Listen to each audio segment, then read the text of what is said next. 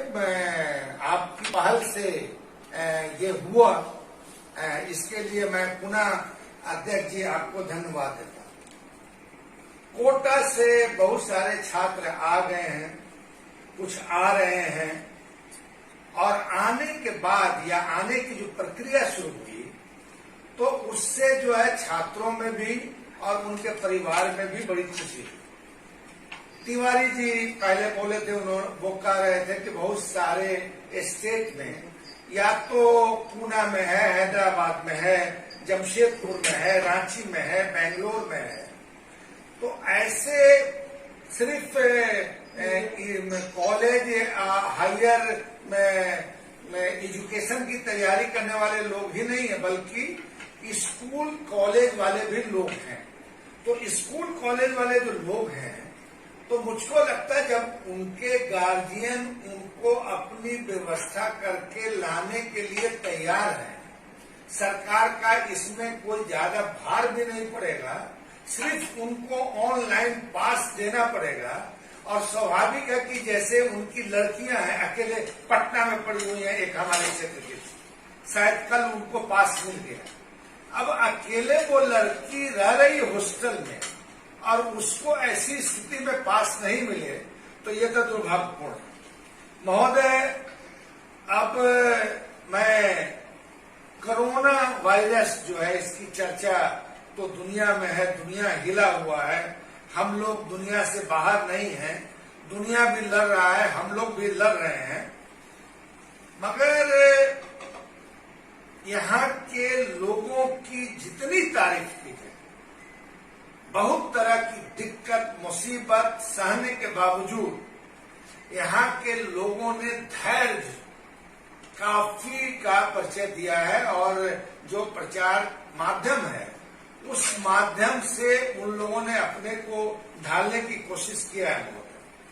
मगर एक चीज तो ये जो कोरोना का वायरस है, इससे तो हम लड़ सकते हैं, मगर कोरोना के वायरस के साथ साथ अपने यहाँ जो कॉमनल वायरस सुनियोजित ढंग से, संगठित तरीके से मीडिया के द्वारा, सोशल मीडिया के द्वारा जो फैलाया जा रहा है, यह कोरोना वायरस से ज्यादा खतरनाक होगा। और माननीय मुख्यमंत्री जी तो इन सब चीजों पर बहुत संवेदनशील रहते हैं, और मुझको लगता है उनके कानों में भी खबर आती होगी, सोशल मीडिया और फिर मीडिया जो विभिन्न चैनल्स हैं, उनका क्या कहना है। अब महोदय, तो मैं चाहूंगा राज्य सरकार से कि हमारे राज्य में, बिहार में इस तरह का कॉमनल वायरस किसी भी तरह का न हो, इसकी सरकार को पूरी जिम्मेदारी है। और सरकार ने पहले भी जिम्मेदारी निभाई है बहुत मुस्तैदी से। इसलिए हम माननीय मुख्यमंत्री जी से अनुरोध करेंगे कि केंद्र सरकार से बात करके जो इस तरह का वायरस फैला रहे, अब कहने को बड़े व्यक्ति हैं, सर संचालक हैं मोहन भागवत जी, उन्होंने कहा कि किसी एक व्यक्ति के कारण किसी कौम को टारगेट नहीं किया जा सकता है। मगर इसके बावजूद मैं आपको बता रहा हूं माननीय मुख्यमंत्री जी, सच्चाई क्या है। ये राजीव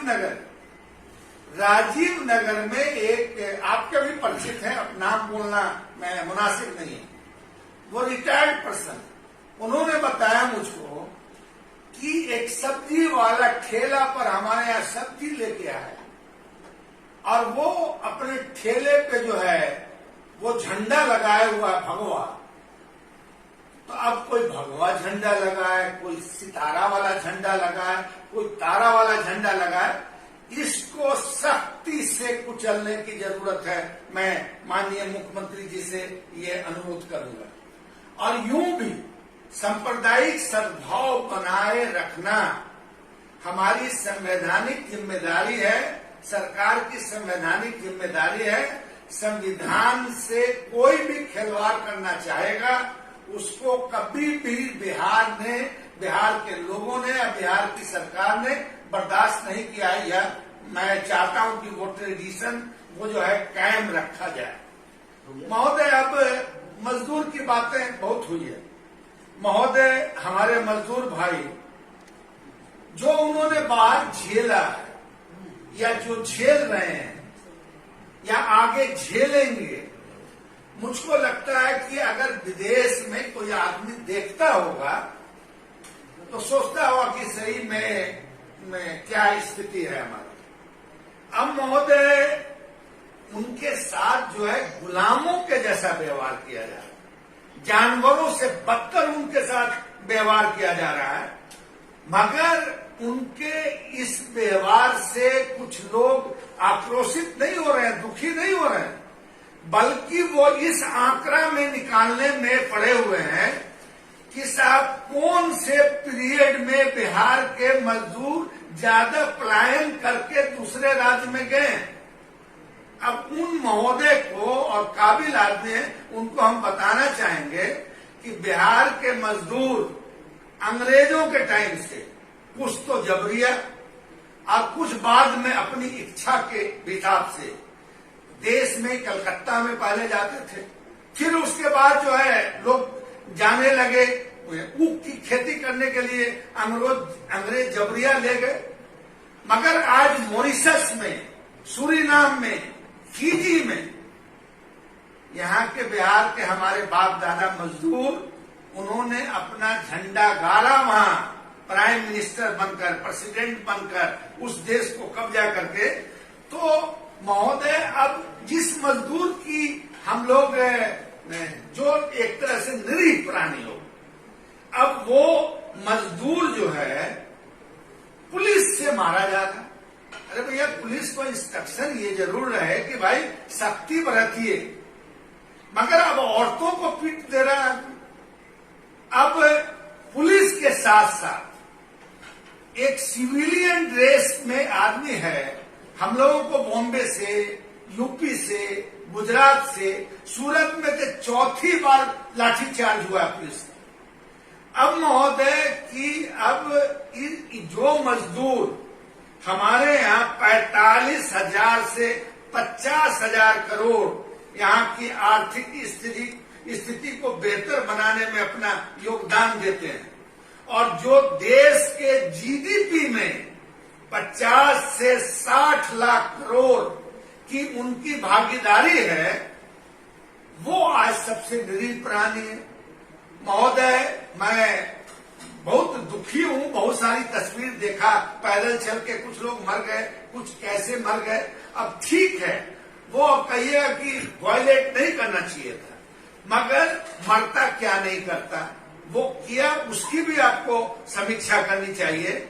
और मैं महोदय अब उनके बारे में, जो मजदूर को पुलिस के साथ सिविलियन मार रहा है, मतलब बेरहमी से, उसकी जांच होना चाहिए कि वो पुलिस का आदमी है या किसी पार्टी का कैडर है, उसके साथ जो है मारपीट की जा रही है यहाँ के बिहारियों के साथ। और बिहारी मजदूर को जो लोग समझते थे कि उनके खून पसीना से राजा बने हुए हैं, बहुत सारे राज, वो कहते हैं कि नहीं नहीं, इसको नहीं भेजना है, और फिर कहते हैं यही कोरोना फैलाता भी है।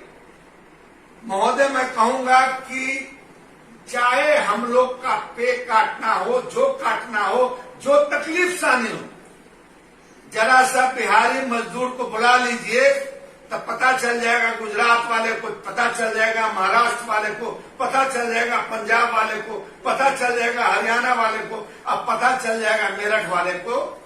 तो इसके लिए जो बिहारी मजदूर आ रहे हैं महोदय, तो आ रहे हैं, तो जिम्मेदारी बहुत है। सरकार अपने सीमित संसाधन में जो उपाय की है कर रही है, मगर अभी आपको ज्यादा मुसीबत का दिन देखना है। मुझको लगता है कि इन मजदूरों के लिए, इन मजदूर जब आएंगे तो इनके लिए एक शॉर्ट टर्म प्रोग्राम होना चाहिए और एक लॉन्ग टर्म प्रोग्राम होना चाहिए। लॉन्ग टर्म प्रोग्राम में जो है कृषि आधारित हमारे जो बंद पड़े हैं उद्योग धंधे, जो मुख्यमंत्री ने कोशिश किया, कुछ लोगों को औने पौने भाव में चीनी मिल दिया गया, चीनी मिल है, पेपर मिल है, बहुत सारी चीजें हैं जो हमारे बंद पड़े हैं, उसके लिए केंद्र सरकार से इस विपदा की घड़ी में विशेष पैकेज मांगिए और इस तरह के चीनी मिल को चालू कीजिए, पेपर मिल को चालू कीजिए, दीर्घकालीन योजना को का प्लान बनाइए। यह मेरा आपको कहना है महोदय। लास्ट में महोदय मैं ये कहना चाहूंगा कि जो रिक्शा वाले, ठेला वाले हैं, ऑटो वाले हैं, ई रिक्शा वाले हैं, दाई का काम करने वाले विभिन्न घरों में लोग हैं, हमारी मां बहनें, उनकी स्थिति क्या है? उनके बारे में माननीय मुख्यमंत्री ने कहा कि कार्ड बनेगा इन लोगों का भी। पटना में 5,000 बना, मगर आप पता लगा लीजिए कि किसी जिले में और जिले में नहीं बना है। और मैं आपको मतलब ऑथेंटिकली कह रहा हूं कि मैंने अपने इलाके में एक डीलर को बुलाया, उसकी शिकायत, उससे पूछा कि अरे भाई तुम कार्ड क्यों नहीं देते हो? तो ऐसे भी डीलर हैं देहात में जो लाभुक का कार्ड अपने पास बांध कर रखते हैं। अब उनका जो मैं डाटा देंगे वही डाटा मिलेगा महोदय।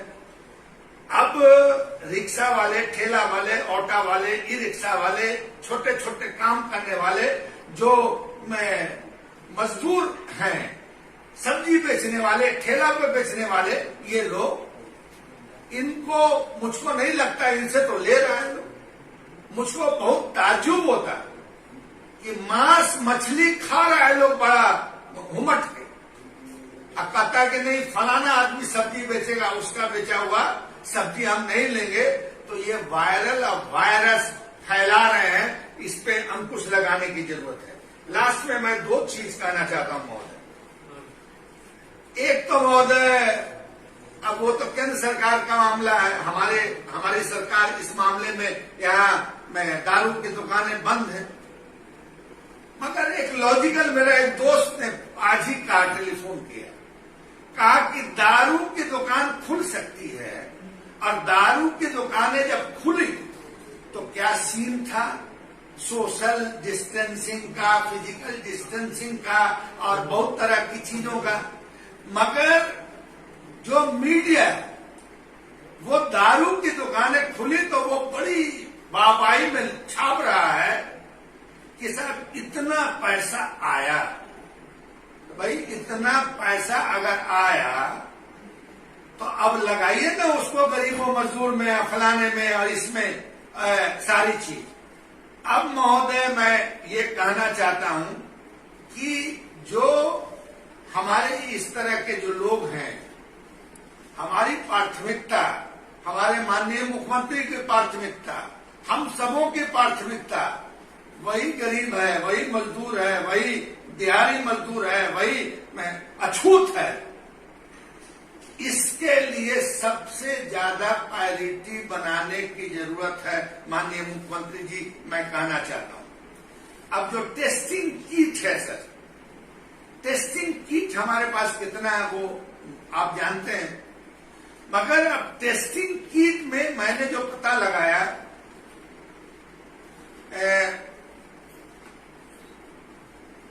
महोदय मैंने जो पता लगाया टेस्टिंग किट का, जीविका वाले लोग जा रहे हैं और कुछ हेल्थ वर्कर भी गए। वो 3 चीज पूछते हैं बस, खांसी हो रही है कि नहीं हो रही है, बुखार आता है कि नहीं आता है, छींक आता है कि नहीं आता है। ये 3 चीज के अलावा कोई चीज का टेस्टिंग सर्वे टेस्टिंग में नहीं हो रहा। और वही टेस्टिंग का आंकड़ा दिया जा रहा है कि इतना सर्वे हो चुका है हमारा। हम कह रहे हैं कि अगर पैसा लगे जहां से भी, वेल इक्विप्ड, वेल मॉडर्न आप जो है इक्विपमेंट मंगाइए और इसकी जांच कराइए महोदय। हम इस तरह का जो मौका मिला आपके साथ मिलने का, बैठने का, आपका स्वास्थ्य देखने का, दोस्तों से मिल के थोड़ी खुशी होती है। हमारे बेचारे विजेंद्र बाबू बीमार हैं, उनका भी चेहरा सुरखरू देखा। तो मुझको लगता है कि यह मौका मिलना चाहिए। और मांझी जी ने ठीक कहा है कि प्रखंड स्तर से लेके जिला स्तर से लेके जी अब ठीक हो जाएंगे महोदय। जब 67 में भी जब अकाल पड़ा था तब जेपी के नेतृत्व में अच्छी एक कमेटी बनी थी। मुझको लगता है कि आपका जो हमारे ब्यूरोक्रेट्स हैं, हम उनकी इंटीग्रिटी पे कोई उंगली नहीं उठाते, मगर उनका सुनने का एक अपना माध्यम है और जनप्रतिनिधि का एक अपना माध्यम होता है। तो इस वजह से जनप्रतिनिधि से बार बार मिलिए। हम तो कहते हैं कि अभी एहतियातन ठीक है, हम वीडियो कॉन्फ्रेंसिंग पे बैठे हैं। माननीय मुख्यमंत्री जी इतना डरिए मत, साक्षात हम लोग को बुलाइए। आप पब्लिक डिस्टेंसिंग जो है कायम करके, सोशल डिस्टेंसिंग कायम करके हम लोगों से 1 महीना 1.5 महीना पर राय मशवरा लीजिए। और देश की चिंता, समाज की चिंता, राज्य की चिंता सबको है, हमको है, आपको है। अब किसी को ढोल पीटना है तो पीटे। यही कह के मैं अपनी बात खत्म करता हूं और अध्यक्ष जी को मैं पुनः धन्यवाद देता हूं कि आपने मुझको आज माननीय मुख्यमंत्री जी से, सदानंद बाबू से, हमारे विजेंद्र बाबू से, सब लोगों से रूबरू करा दिया। धन्यवाद।